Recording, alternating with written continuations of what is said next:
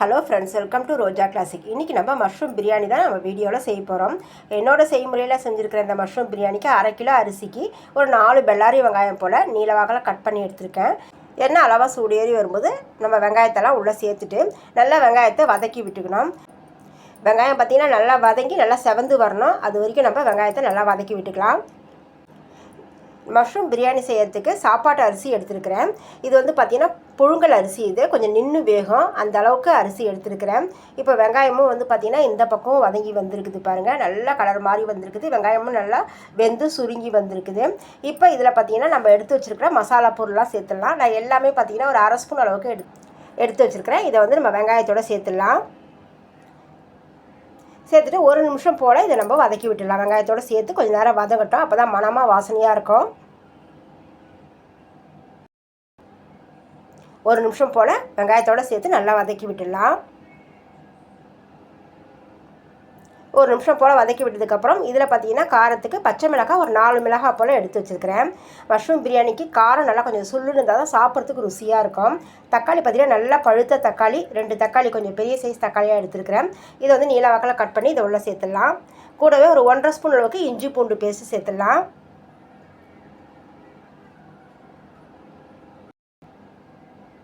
இப்போ எல்லாத்தையும் சேர்த்து ஒன்றா கொஞ்சம் நேரத்துக்கு நம்ம வதக்கி விடணும். தக்காளி பார்த்திங்கன்னா நல்லா கொஞ்சம் குழைய வதங்கி வரணும். அந்த அளவுக்குமே நம்ம வதக்கி விட்டுக்கலாம்.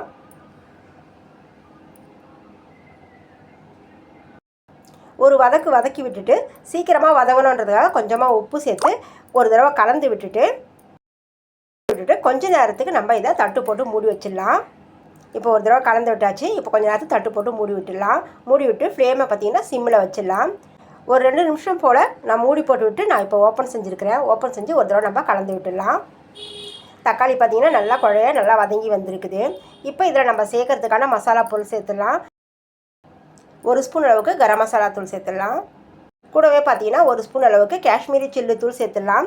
இது வந்து காரம் கொஞ்சம் அதிகமாக இருக்காது, கலர் வரும். அதுக்காக நான் 1 ஸ்பூன் சேர்க்குறேன். நம்ம பச்சை மிளகாயும் சேர்த்துருக்கிறோம். கரம் மசாலையும் கொஞ்சம் காரத்தன்மை இருக்கும்.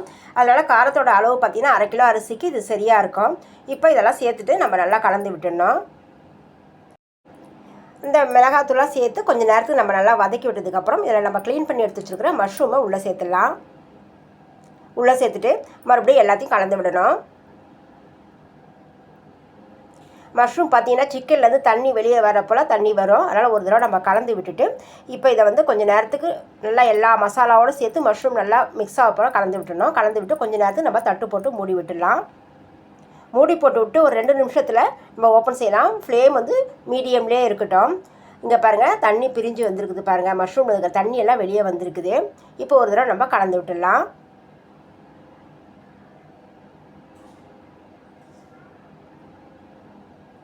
இதில் பார்த்திங்கன்னா நான் நேரடியாக தண்ணி சேர்க்காமல் இப்போ வந்து நான் முதல்ல ரைஸ் தான் சேர்க்க போகிறேன். அதுக்கு முன்னாடி கொஞ்சமாக புதினா தழையை சேர்த்து ஒரு தடவை கலந்து விட்டுட்டு அடுத்து நான் க்ளீன் பண்ணி எடுத்து வச்சுருக்கிற ரைஸ் வந்து உள்ளே சேர்க்குறேன். நான் எடுத்துருக்கிற அரிசி பார்த்திங்கன்னா புழுங்கல் அரிசி. கொஞ்சம் நல்லா நின்று வேகும், கொஞ்சம் பழைய அரிசின்னு சொல்லுவாங்க. அதை போல் ஒரு புழுங்கல் அரிசி தான் வந்து இன்றைக்கி ஒரு 20 நிமிஷமாக ஊற வச்சு தண்ணியெலாம் வடித்து எடுத்துருக்கிறேன். அந்த ரைஸை வந்து இது உள்ளே சேர்த்துடலாம். இதுக்கு தண்ணியோட அளவுன்னு பார்த்தீங்கன்னா நம்ம 1க்கு 2 பங்களவுக்கு தண்ணி வைக்கணும். நீங்கள் எந்த அளவுக்கு ரைஸோடைய பக்குவத்துக்கு தகுந்தப்பறம் நீங்கள் தண்ணியோட அளவு வச்சுக்கணும். நீங்கள் பாசுமதி ரைஸில் செய்கிற மாதிரி இருந்தால் 1 பங்குக்கு 1.5 பங்கு தண்ணி வச்சுக்கலாம். நம்ம சாப்பாட்டு அரிசியில் செய்யும்போது நம்ம எந்த அளவுக்கு நார்மலாக சாதம் வடிக்கிறதுக்கு குக்கரில் வைப்போமோ அதுக்கு தகுந்தப்பறம் அதே போல் தண்ணி வைக்கணும். நான் வந்து பார்த்திங்கன்னா பக்கத்தில் ஒரு பாத்திரத்தில் தண்ணி சுட வச்சுருக்கிறேன். அந்த தண்ணி வந்து பார்த்திங்கன்னா சுருக்குன்னு சூடு இருக்கிற தண்ணி தான் வந்து பார்த்திங்கன்னா இதில் வந்து இப்போ நான் சேர்க்குறேன். ஒரு 2 டம்ளர் அரிசிக்கு பார்த்திங்கன்னா 4 டம்ளர் அளவுக்கு தண்ணி சேர்க்குறேன்.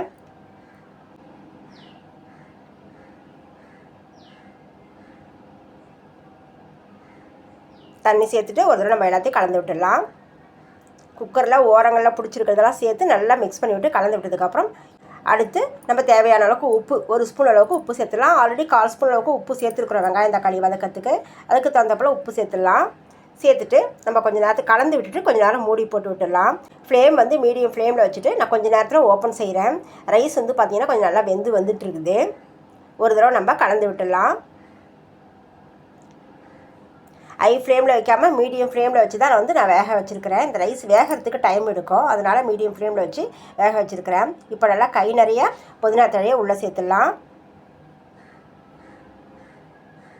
ஒரு எலுமிச்சம்பழத்தில் பாதி அளவுக்கு எலுமிச்சம்பழம் எடுத்து அதை கட் பண்ணி அந்த ஜூஸை மட்டும் பிழிஞ்சு விட்டுடலாம். அது உள்ளே இருக்கிற விதையை எடுத்துகிட்டு நம்ம அந்த ஜூஸை பிழிஞ்சு விட்டுடலாம். பிழிஞ்சு விட்டுட்டு ஒரு தடவை நம்ம கலந்து விட்டுடலாம். இப்போவுமே ஃப்ளேம் வந்து மீடியம் ஃப்ளேம்லேயே தான் இருக்குது. ரைஸ் பார்த்திங்கன்னா பாதி அளவுக்கு வெந்து வந்திருக்குது. கலந்து விட்டதுக்கப்புறம் இதில் பார்த்திங்கன்னா ஒரு அரை ஸ்பூன் அளவுக்கு மட்டும் நான் நெய் சேர்க்குறேன். நெய் சேர்க்கறது உங்கள் விருப்பம்தான். நான் வந்து சிக்கன் பிரியாணியாக இருந்தால் கொஞ்சம் அதிகமாக நெய் சேர்ப்பேன். மஷ்ரூம் பிரியாணிக்கு கொஞ்சம் நெய்யே சேர்க்க மாட்டேன். இதில் மட்டும் வாசனைக்காக மட்டும் ஒரு அரை ஸ்பூன் சேர்த்துருக்குறேன். சேர்த்துட்டு இப்போ நம்ம குக்கர் மூடி போட்டு விட்டுடலாம். நான் எடுத்துருக்கிற அரிசி பழைய அரிசின்றதால நான் குக்கர் மூடி போட்டு விசில் போட்டு சிம்மில் வச்சுட்டு ரொம்ப அந்த ஃப்ளேம் வந்து ரொம்ப சிம்மில் வச்சுட்டு ஒரு 3 விசில் வந்ததும் ஸ்டவ் ஆஃப் பண்ணும்போது ரைஸ் வந்து வெந்து நல்லா பூ போல் வெந்து வரும். நீங்கள் செய்யும்போது பார்த்தீங்கன்னா நீங்கள் எடுக்கிற ரைஸுக்கு தகுந்த போல் நீங்கள் வந்து விசில் போட்டு எடுத்துக்கலாம். இப்போ 3 விசில் வந்ததும் கம்ப்ளீட்டாக ப்ரெஷர் ரிமூவ் ஆனதும் நம்ம விசிலை எடுத்துகிட்டு ஓப்பன் செய்யணும். 3 விசில் வந்ததும் கம்ப்ளீட்டாக ப்ரெஷர் ரிமூவ் ஆகிடுச்சு. இப்போ நம்ம குக்கரை ஓப்பன் செஞ்சிடலாம்.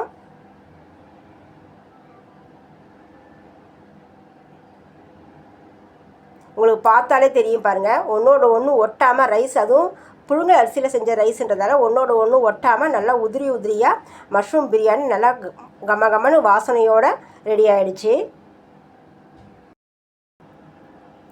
நம்ம பாசுமதி ரைஸில் செஞ்சால் எந்த அளவுக்கு ஃப்ளேவர் இருக்குமோ அதே ஃப்ளேவரோட மஷ்ரூம் பிரியாணி வந்து பார்த்திங்கன்னா ரெடி ஆகிடுச்சு. நான் எடுத்து காமிக்கிறேன் பாருங்கள், நல்லா உதிரி உதிரியாக வந்திருக்குது. அவ்வளோதாங்க, என்னோடய செய்முறையில் உங்களோட இந்த புரட்டாசி மாதத்தில் நான்வெஜ்ஜு சாப்பிடாதவங்களுக்கு இந்த மஷ்ரூம் பிரியாணியை ஷேர் பண்ணியிருக்கிறேன்.